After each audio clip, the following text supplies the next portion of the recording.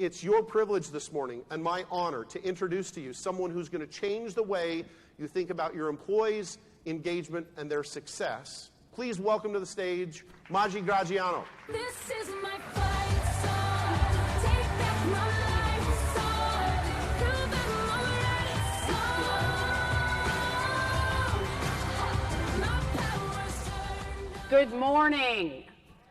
So I began my career in the early 80s in recruiting. It was a straight commission job, and it was amazing. I got to help people find their work. And I didn't realize it at the time, but I was doing something that in the Bible is an honorable profession, aligning people with their talents. So we're going to talk a little bit about the principles of what it takes to lead in a changing world.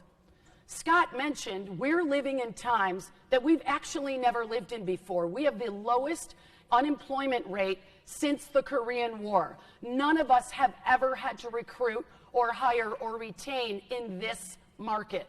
We have AI and IoT not only standing around the corner, but where I live, in our faces.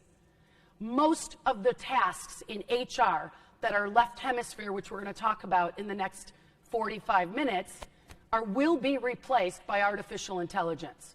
If it's redundant, if it's routine, if technology can do it, technology will do it. So for us, the people who got into the people business, who wanted to make a difference, we've got to up our game. They need us to get on the balcony and look at what's going on and look at it from a perspective of how does this impact our organization from a systems standpoint? How does this impact the people from an engagement, from a value standpoint? And how does this impact the work? And if we're engaged in the drama, and if we look at problems as detriments and breakdowns, we can't create breakthroughs. What is your purpose? Why are you here? Not here in this room. Why are you here now, in this time of the world, with everything going on? Why are you in the role you're in, regardless of the company you're in? I'm talking about you. This whole talk is about you. My purpose is to be a conduit for people to embrace their power and live lives they love. Every choice I've made in my career, everything I say yes to, is in service of that.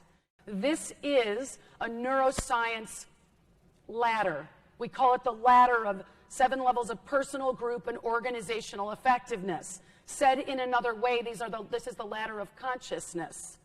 When we become self-aware and we are awake and aware of our moods, we know what's going to happen. We can forecast it and we can shift it. Below the line of power freedom is frustration, fear, and hopelessness. In hopelessness, nothing much gets done. We're laying in the bed with the covers over our head. I'll never forget my son James when I was at that company, and one day at 11 o'clock in the morning I was laying in bed and he said, "What are you doing? It's Tuesday." I said, "I don't know what to do. I can't get out of bed." He said, "You are not the woman who raised me. Get up and handle this." My kid. So I did. Is when we are triggered. Marshall Goldsmith, great book. I'm sure he's been a speaker at the SHRM conference before.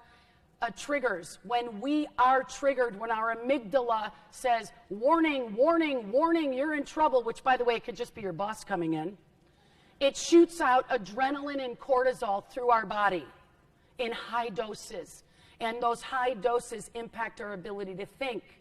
It paralyzes our prefrontal cortex. We get slow, we forget, because we allow that anxiety to overtake us. So we've been talking about the executive brain, the prefrontal cortex. We all have a left hemisphere. Our left hemisphere brings structure to the table.